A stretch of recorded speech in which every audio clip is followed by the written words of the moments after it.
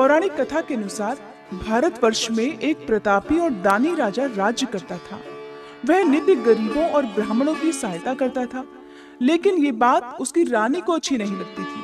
वो न ही गरीबों को दान देती, न ही भगवान का पूजन करती थी और राजा को भी दान देने से मना किया करती थी।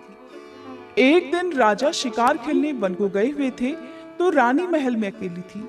उसी समय बृहस्पति देव साधु वेश में राजा के महल में भिक्षा के लिए गए और भिक्षा मांगी। तब रानी ने भिक्षा देने से इनकार कर दिया और कहने लगी, हे साधु महाराज, मैं तो इस दान पुण्य से तंग आ गई हूँ। मेरा पति सारा धन लुटाते रहते हैं। मेरी इच्छा है कि हमारा धन नष्ट हो जाए और फिर न रहेगा बांस, न बजेगी बांसुरी। साधु ने कहा, देवी तुम तो बड़ी विचित्र हो। धन संतान तो सभी चाहते हैं, पुत्र और लक्ष्मी तो पापी के घर भी होनी चाहिए। यदि तुम्हारे पास अधिक धन है तो भूखों को भोजन दो, प्यासों के लिए प्याऊ बनवाओ, मुसाफिरों के लिए धर्मशालाएं खुलवाओ। जो निर्धन अपनी कुंवारी कन्याओं का विवाह नहीं कर सकते, उनका विवाह करा दो। ऐसे और कई काम हैं जिनके करने से तुम्हारा यश लोक परलोक में फैलेगा। परंतु रानी पर उपदेश का कोई प्रभाव नहीं पड़ा। वो बोली, महाराज आप मुझे कुछ मत समझाइए, मैं ऐसा धन ही नहीं चाहती जो हर जगह बांटती फिरूं। तब साधु महाराज ने उत्तर दिया, यदि तुम्हारी ऐसी इच्छा है तो तथास्तु। तुम ऐसा करना कि बृहस्पतिवार को घर लीपकर पीली मिट्टी से अपना सिर धोकर स्नान करना, भट्टी चढ़ाकर कपड़े धोना। ऐसा करने से तुम्हारा सारा धन नष्ट हो जाएगा। इतना कहकर वे साधु महाराज वहां से आलोप हो गए। साधु के कहे अनुसार सभी बातों को पूरा करते करते रानी को केवल 3 बृहस्पतिवार ही बीते थे कि उसकी सारी समस्त धन संपत्ति नष्ट हो गई। अब भोजन के लिए राजा का परिवार तरसने लगा। तब एक दिन राजा ने रानी से कहा कि हे रानी, तुम यहीं रहो, मैं दूसरे देश को जाता हूँ, क्योंकि यहाँ पर सभी लोग मुझे जानते हैं, इसलिए मैं कोई छोटा कार्य यहाँ नहीं कर सकता। ऐसा कहकर राजा परदेश चला गया। वहाँ वह जंगल से लकड़ियां काट कर लाता और शहर में बेचता। इस तरह वह अपना जीवन व्यतीत करने लगा। इधर राजा के परदेश जाते ही रानी और दासी दुखी रहने लगी। एक बार जब रानी और दासी को 7 दिन तक बिना भोजन के रहना पड़ा, तो रानी ने अपनी दासी से कहा, हे दासी, पास ही के नगर में मेरी बहन रहती है, वह बड़ी धनवान है।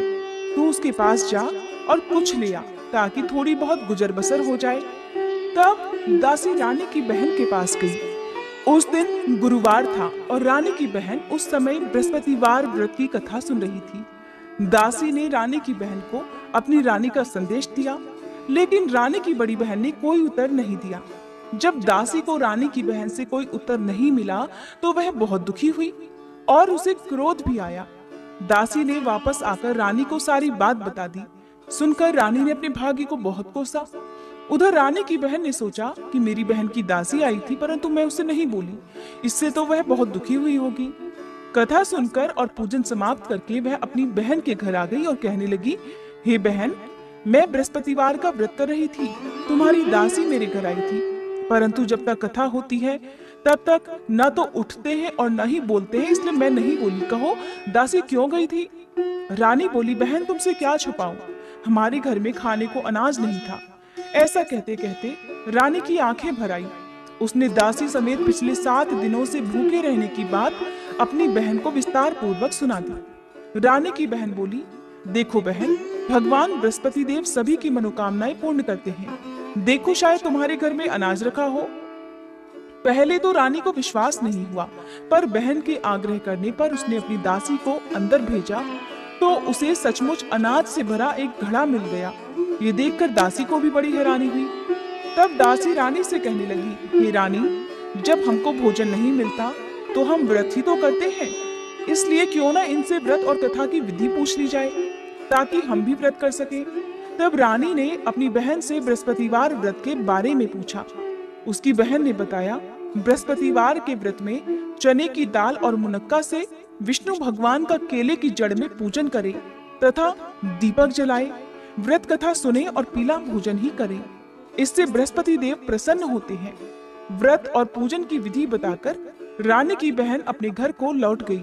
7 दिन के बाद जब गुरुवार का दिन आया तो रानी और दासी ने व्रत रखा। घुड़साल में जाकर चना और गुड़ लेकर आई। फिर उससे केले की जड़ तथा विष्णु भगवान का पूजन किया। अब पीला भोजन कहाँ से आए?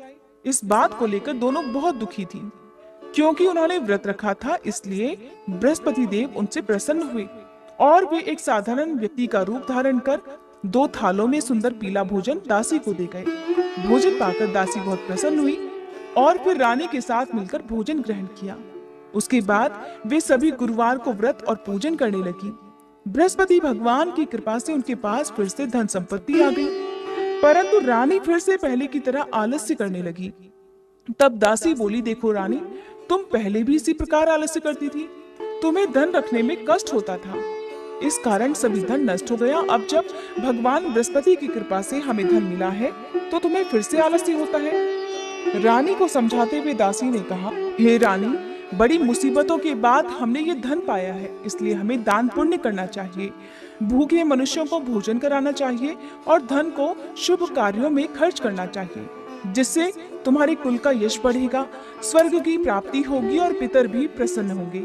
दासी की बात मानकर रानी अपना धन शुभ कार्यों में खर्च करने लगी, जिससे पूरे नगर में उसका यश फैलने लगा। उधर राजा दुखी होकर जंगल में एक पेड़ के नीचे आसन जमाकर बैठ गया। वह अपनी दशा को याद करके व्याकुल होने लगा।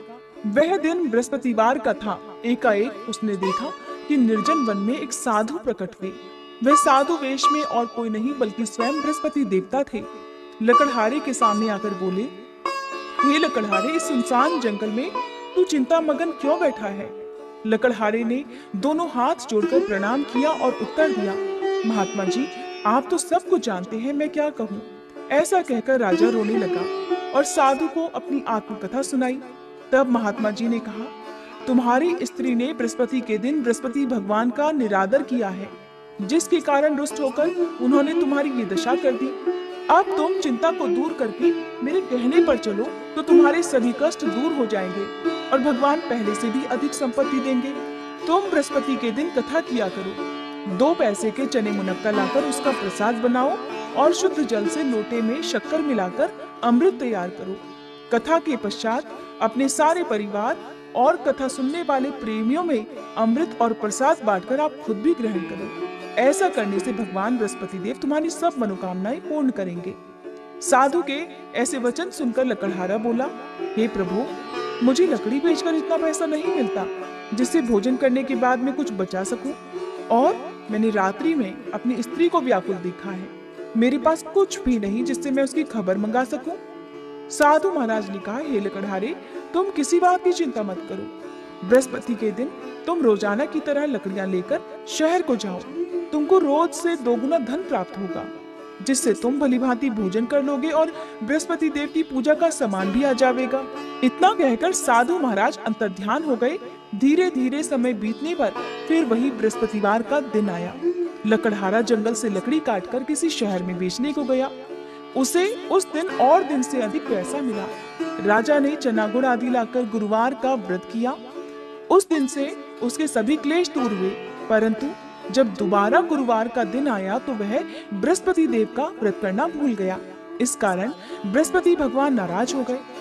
उस दिन उस नगर के राजा ने विशाल यज्ञ का आयोजन किया तथा शहर में ये घोषणा करा दी कि कोई भी मनुष्य अपने घर में भोजन ना बनावे, ना आग जलावे।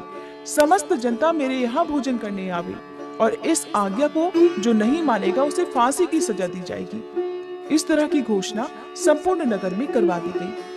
राजा की आज्ञा अनुसार शहर के सभी लोग भोजन करने गए, लेकिन लकड़हारा कुछ देर से पहुंचा, इसलिए राजा उसको अपने साथ घर लेवा ले गए और ले जाकर भोजन करा रहे थे तो रानी की दृष्टि उस खूंटी पर पड़ी जिस पर उसका हार लटका हुआ था।